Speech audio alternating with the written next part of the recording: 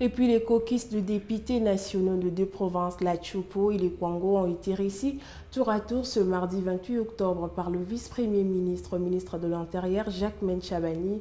Dans son cabinet de travail, le fait préoccupant observé par les deux provinces était au menu de leur échange. Suivez.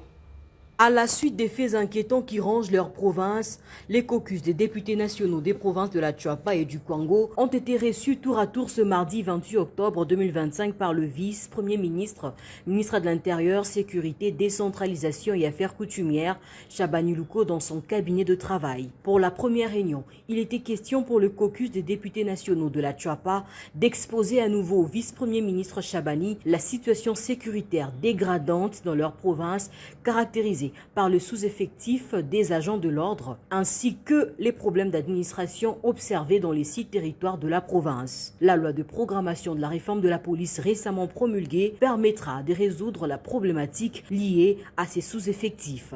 Ces élus nationaux ont salué l'implication active du vice-premier ministre dans la stabilité de leur province. On a parlé de la sécurité parce qu'il y a un problème de la police au niveau du territoire. Il y a aussi un problème des secteurs qui se posent avec acuité au niveau de tous nos 6 territoires et puis d'autres aspects de l'administration que nous avons touchés.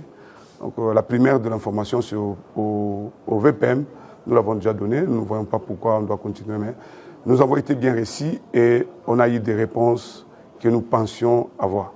Après les élus de la Tchouapa, le vice-premier ministre s'est entretenu avec le caucus des députés nationaux du Kwango. Au cœur de leur discussion, la récente pétition initiée contre le président de l'organe délibérant de cette province. Face à toutes les orientations reçues de la part du vice-premier ministre sur la stabilité de cette province stratégique confrontée au phénomène Mobondo, ces élus nationaux ont lancé un message de paix à la population de cette partie du pays. En clair, nous avons compris qu'il n'y a plus de peur que de mal.